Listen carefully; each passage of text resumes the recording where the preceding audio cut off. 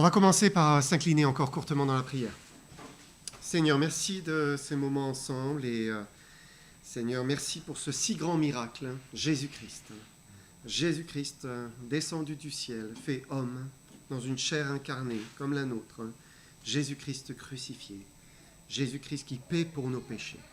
Jésus-Christ ressuscité, qui nous donne la vie éternelle, le pardon et la grâce de pouvoir être avec toi au ciel, de te connaître, d'avoir une relation avec toi, mon Père. Merci, mon Dieu. Merci pour tout ce que tu as fait pour nous au travers de notre Seigneur Jésus. Nous te prions que tu bénisses ta parole ce matin, que tu donnes ta grâce, Seigneur, et que tu nous aides à puiser en toi, Seigneur, toute la nourriture que tu veux nous donner. Seigneur, nous t'en remercions. Merci de porter, de soutenir et de te glorifier toi seul. Au nom de Jésus-Christ. Amen.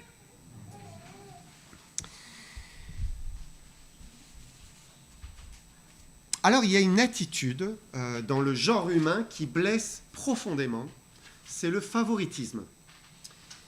Alors, sûrement, vous en avez été victime à un moment ou à un autre. Hein. C'est rare que ça n'arrive pas dans notre vie. Hein. Le problème du favoritisme, il existe partout, dans toute la société. Hein.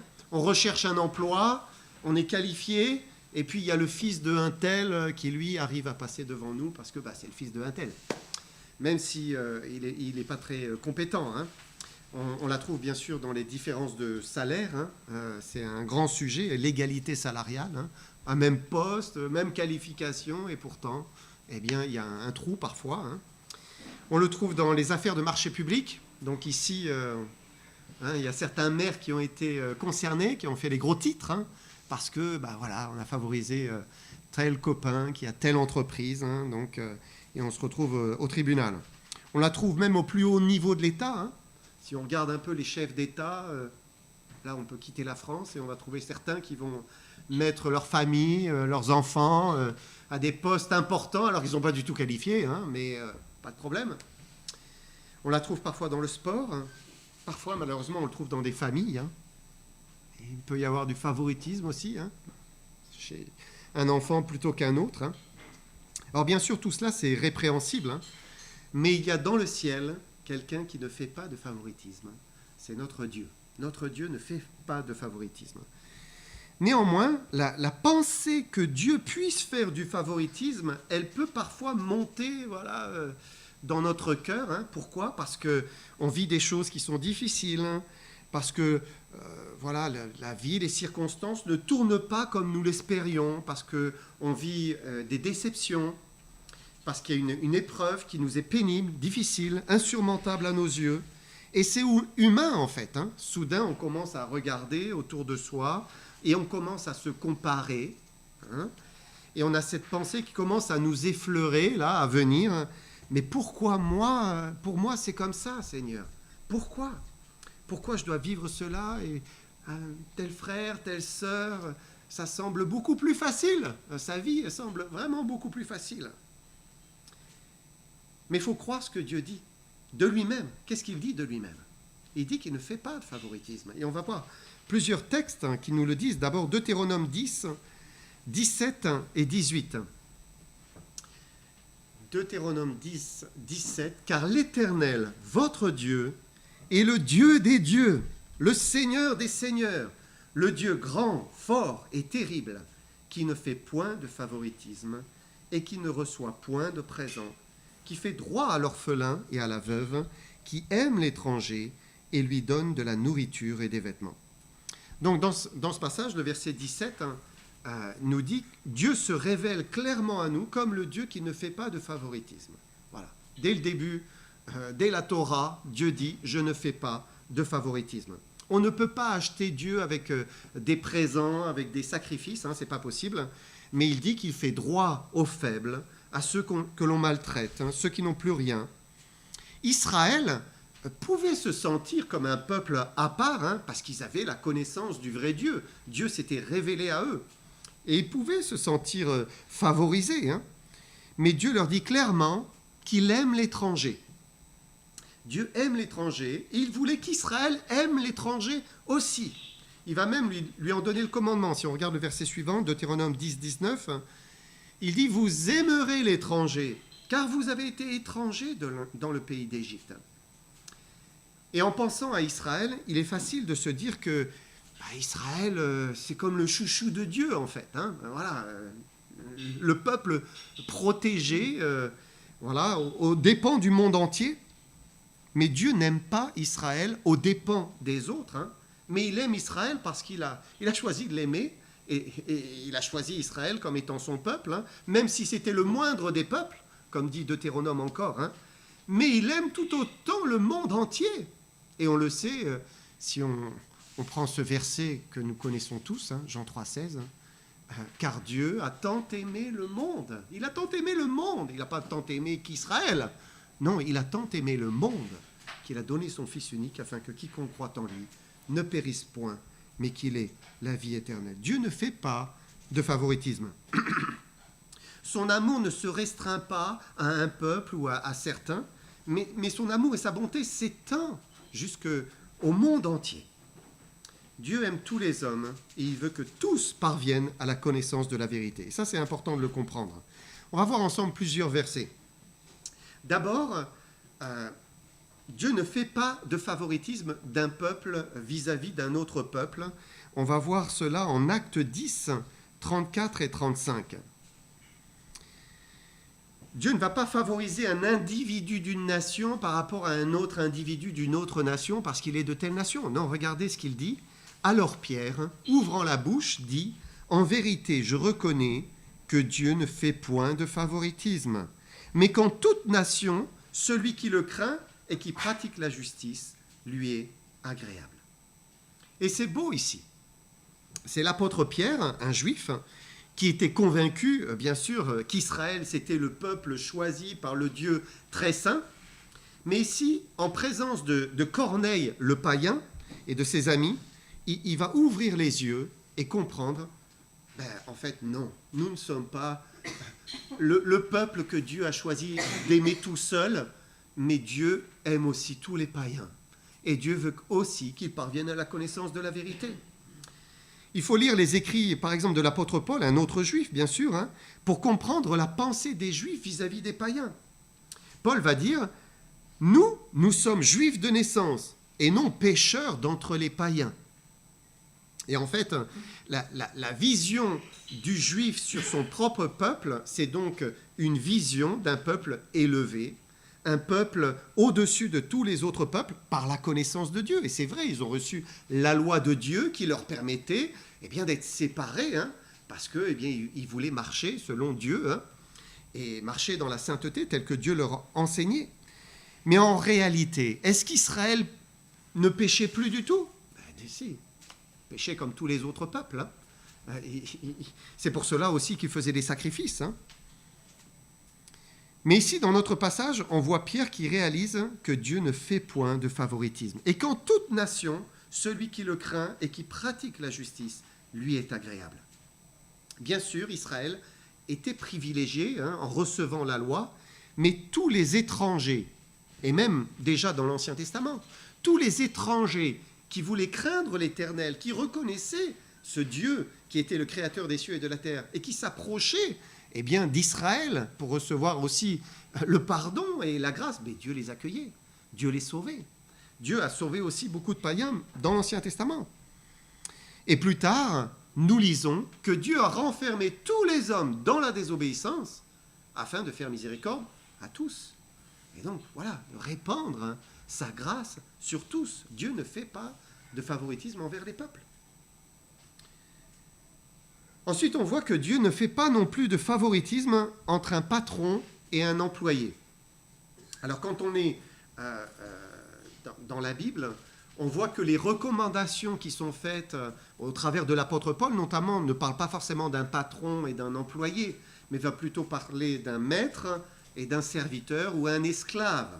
Mais finalement, on peut retrouver ici beaucoup de parallèles. On va prendre ensemble Éphésiens 6, 5 à 9.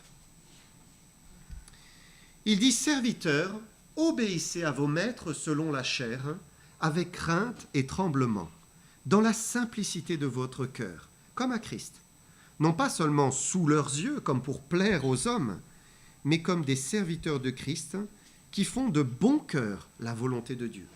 Servez-les avec empressement, comme servant le Seigneur, et non des hommes, sachant que chacun, soit esclave, soit libre, recevra du Seigneur selon ce qu'il aura fait de bien. Et vous, maîtres, agissez de même à leur égard, et abstenez-vous de menaces, sachant que leur maître et le vôtre est dans les cieux, et que devant lui, il n'y a point de favoritisme. Et donc c'est un autre domaine ici où Dieu ne fait pas de favoritisme. Dieu aime la justice. Que ce soit de la part d'un employé ou que ça soit de la part d'un responsable, d'un chef d'entreprise, voilà, d'un directeur ou je ne sais pas. Hein.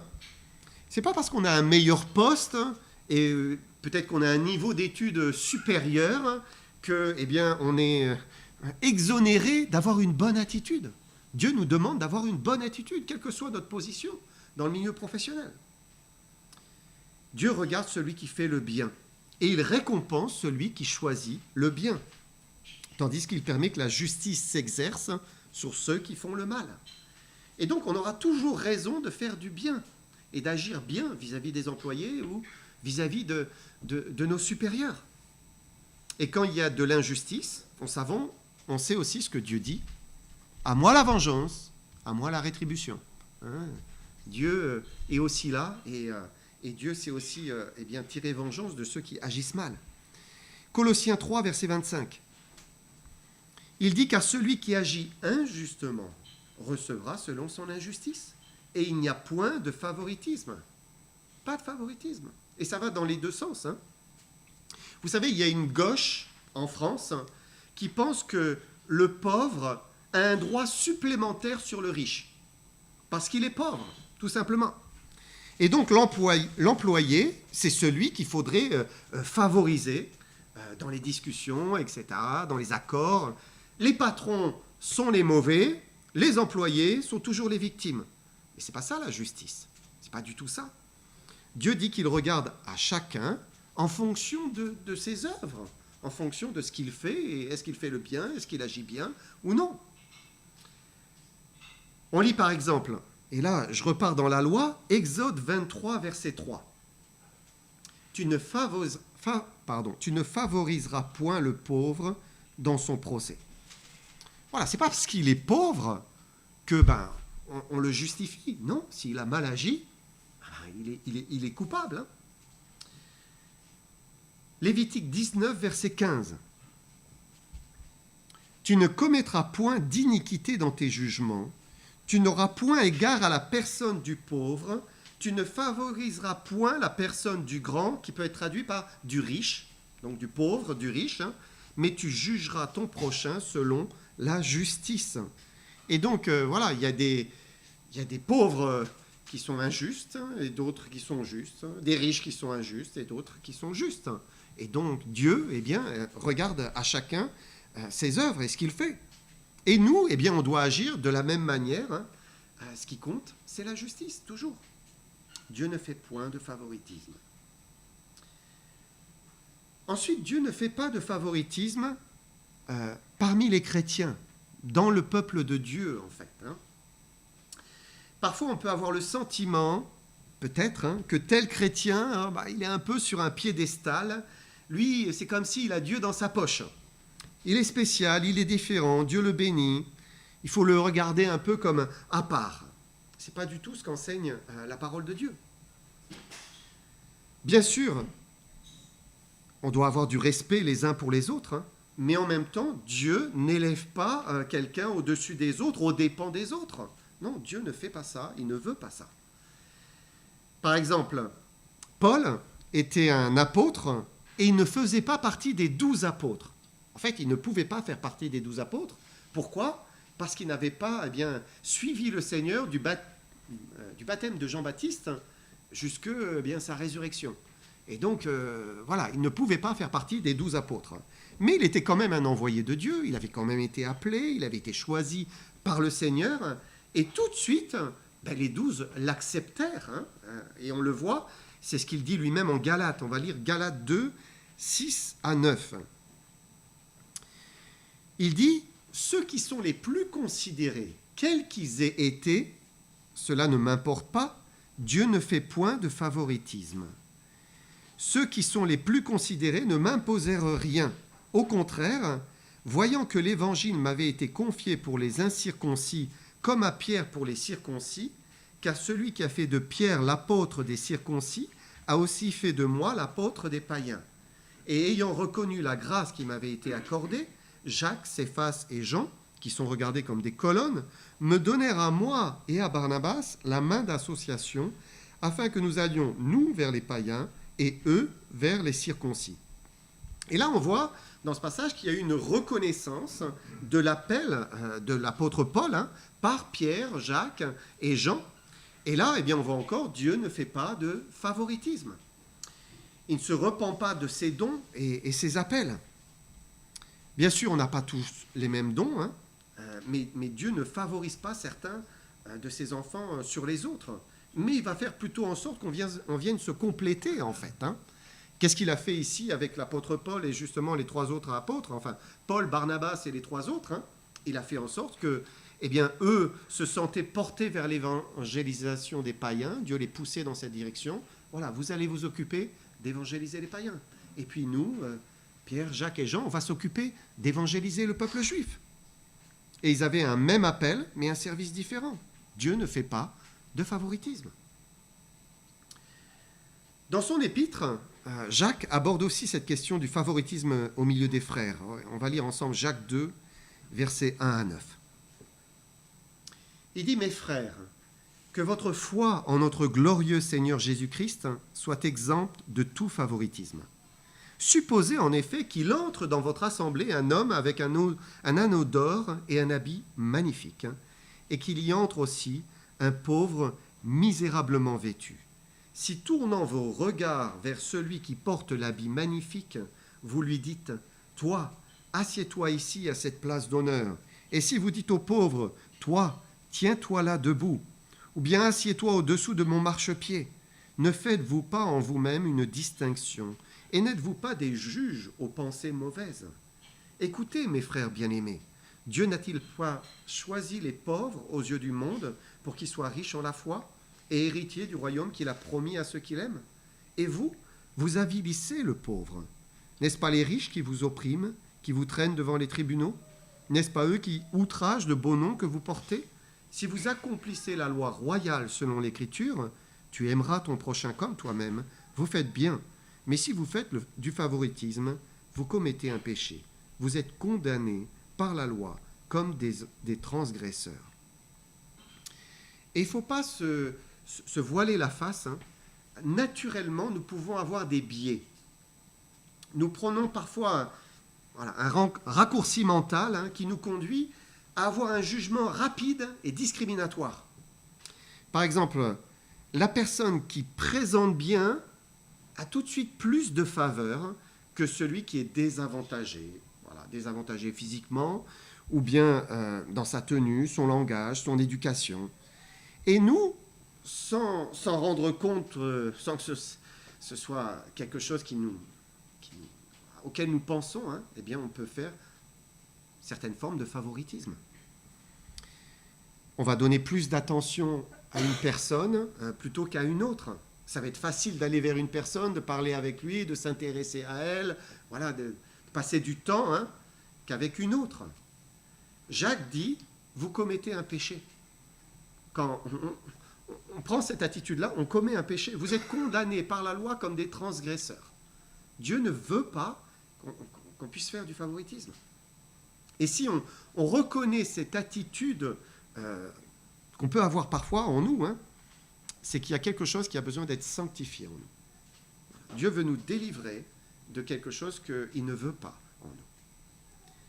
Et c'est malheureux, mais parfois, on peut s'intéresser plus, une catégorie sociale, une catégorie qui nous éblouit, qui nous intéresse. Là, on vient d'évoquer le sujet de la richesse, c'est ce que Jacques mentionne, mais parfois c'est la culture. Voilà. Parfois, c'est un niveau intellectuel, un niveau d'études. Quel niveau il a ? Ingénieur. Ingénieur. Jacques 2, verset 4. Il dit Jacques 2, verset 4, ne faites-vous pas en vous-même une distinction? N'êtes-vous pas des juges aux pensées mauvaises? Dieu ne veut pas ça. Avec de telles pensées, quelle est la part de Jésus-Christ qui vit en nous dans cet instant? Est-ce que c'est Christ qui vit ou est-ce que c'est la chair? Vous avez la réponse, hein, vous le savez. Et si Dieu nous répète inlassablement qu'il ne fait pas de favoritisme, c'est pour nous montrer aussi ce qu'il attend de nous. Il ne veut pas qu'on en fasse. La beauté du corps de Christ, c'est justement sa diversité, non seulement dans les générations, hein, parce que voilà, il y a toutes les générations dans l'Église, hein, mais c'est aussi dans toutes les catégories socio-professionnelles. Voilà, dans toute la faiblesse des uns, les forces des autres. Hein. C'est la beauté du corps de Jésus-Christ. Et il aime tous, chacun également, à un même niveau. Il n'y a pas de favoritisme chez lui. Zéro favoritisme. Dieu nous aime tous de son amour le plus grand. Pensez 2 minutes à Jésus-Christ. Jésus-Christ, créateur des cieux et de la terre, celui qui soutient toutes choses par sa parole puissante et qui va prendre du temps avec chacune de ses brebis. Même la plus petite, la plus simple, la plus insignifiante au regard des hommes. Il s'intéressait à chacune. Qu'importe si sa brebis elle ne connaît que quelques milliers de mots de vocabulaire, hein, comme un pêcheur du lac de Galilée, hein, ou bien qu'elle en connaisse 20 000, qu'importe. Dieu aime. Il se mettait au niveau de chacun, de chacune. Et il s'intéressait à chacun et à chacune. C'est merveilleux. Merveilleux. La vie est de donner et de recevoir. Parfois, nous recevons, hein, et parfois, notre part, eh bien, c'est de donner, justement, et d'apporter aux autres. Et vous savez, il ne faut pas se tromper soi-même. Même le plus petit d'entre nous, il est capable de nous bénir, parce que Dieu habite en lui. C'est Jésus-Christ qui nous bénit. Et même, eh bien, le plus petit peut venir nous apporter quelque chose. Jacques 2, verset 8. Il dit, si vous accomplissez la loi royale, selon l'Écriture, tu aimeras ton prochain comme toi-même. Vous faites bien. Voilà ce que Dieu veut. Et par tous ces versets, on voit que le favoritisme, c'est vraiment étranger à la personne divine. Dieu le répète, il le répète encore et encore. Dans l'Ancienne Alliance, dans la Nouvelle Alliance, il ne fait point de favoritisme. Et c'est important de le comprendre parce que parfois, on regarde la vie d'un autre enfant de Dieu, de l'extérieur, et on se dit, ah vraiment, ce frère, cette sœur, semble qu'il n'y a pas de problème, quoi. Aucun problème, aucune épreuve, tout lui réussit dans la vie, alors que moi, je rame, et je rame. C'est difficile, j'ai des épreuves pesantes. Comment c'est possible? Comment ça se fait? Et le diable veut nous faire croire que Dieu fait du favoritisme. Il voudrait nous faire croire cela. Mais il faut résister, c'est un mensonge évidemment. Le diable est un menteur. Dieu ne fait jamais de favoritisme. Bien sûr, il est certain, je fais une parenthèse, que l'enfant de Dieu qui ne veut pas marcher avec le Seigneur, qui est rebelle, qui est charnel, qui résiste au Saint-Esprit, qui vit sa vie selon sa propre sagesse, selon ses propres pensées, il récolte aussi ce qu'il sème. Voilà, celui qui sème pour sa chair, moissonne de sa chair la corruption. Et voilà, c'est une conséquence logique. Mais parfois, il n'y a pas de problème d'obéissance. Au contraire, certains chrétiens sont obéissants, ils aiment le Seigneur, et pourtant ils sont quand même bien éprouvés. Et ils ont le sentiment, quand même c'est très difficile pour moi, par rapport à un tel ou à un tel. C'est une maladie, une perte, le deuil, la solitude, le chômage ou la souffrance dans les relations familiales, professionnelles. Et puis on regarde sur le côté et puis on voit la vie d'un frère, d'une sœur et on se dit mais tout est parfait pour eux. En tout cas, ça semble vraiment parfait. Comme si nous on vit un malheur, le malheur, et lui ou elle vit le bonheur. Mais vous savez, la vie, elle a des saisons. Il y a des saisons. il y a toujours des passages difficiles, des vallées obscures, et puis ensuite des plateaux élevés, lumineux, où là, eh bien, on respire. Ça, c'est l'histoire de la vie chrétienne, finalement. C'est même l'histoire des hommes, d'une manière générale. Parfois, on souffre, on pleure, et puis parfois, eh bien, on se réjouit. Et c'est un vrai bonheur. Et puis, il faut prendre aussi en compte que nous ne sommes jamais dans l'intimité de la vie des personnes qui sont autour de nous. Parfois, une personne de l'extérieur, elle ne montre rien, en fait, de ce qu'elle vit. Il semble que tout va bien, mais on ne connaît pas toute la vie d'une personne. Il ne faut pas s'arrêter à l'extérieur et imaginer tout un scénario idyllique pour cette personne. Vraiment, c'est vraiment une vie chrétienne parfaite, pleine de réussite, de succès, d'abondance, de bénédiction, de joie. On peut imaginer cela. Personne n'est avec chacun quand il rentre ou elle rentre seule à la maison le soir. Personne ne sait parfois les résultats médicaux qui ne sont pas partagés. Personne ne sait forcément les difficultés que certains rencontrent dans l'éducation des enfants, les luttes, les combats. Personne ne sait si tout va bien dans le couple. Le couple peut donner une apparence que tout va bien, c'est le bonheur. Mais on ne sait pas. On ne sait pas. La souffrance. Parfois, il y a une souffrance cachée, on la connaît pas. Parfois, on ne sait pas non plus si famille a du mal à joindre les deux bouts, parce qu'il y a une pudeur. On préfère se taire, garder pour soi. Et maintenant, peut-être qu'effectivement, mon frère ou ma sœur vit une belle saison où tout va bien. Et c'est tant mieux. Gloire à Dieu. Voilà. On se réjouit avec ceux qui se réjouissent. Il est sur un plateau, elle est sur un plateau, mais gloire à Dieu. Wow, ça me donne de l'espérance. Parce que je suis aussi un enfant, une enfant de Dieu. Et qu'après la vallée vient aussi le plateau pour moi.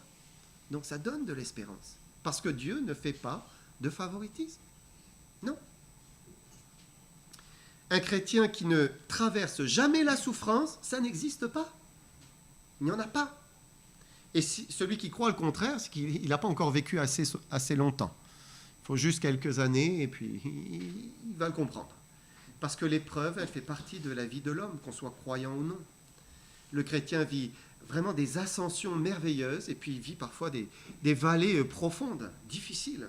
Mais le Seigneur est toujours là. Il nous accompagne. Et même si c'est difficile aujourd'hui, on a sa présence. Il est avec nous. Et Dieu ne laisse jamais un enfant au fond d'une vallée. Jamais. Un dernier verset, psaume 34, verset 20. Le malheur atteint souvent le juste, mais l'Éternel l'en délivre toujours. Toujours. Ça, c'est sa promesse. Alors, si le malin vient nous souffler que Dieu nous a oubliés, souvenons-nous, non, Dieu ne fait point de favoritisme. Dieu m'aime, Dieu prendra soin de moi. Il me bénira parce qu'il est fidèle. Et puis, soyons nous-mêmes à son image, en ne faisant pas de favoritisme vis-à-vis d'un frère, d'une sœur, en délaissant, en négligeant, en ne nous intéressant jamais à une personne qui est discrète, qui ne dira jamais rien. Le Seigneur nous aime tous également, qu'on puisse regarder chacun comme lui, comme précieux, comme important, digne d'intérêt. Digne d'intérêt. Amen.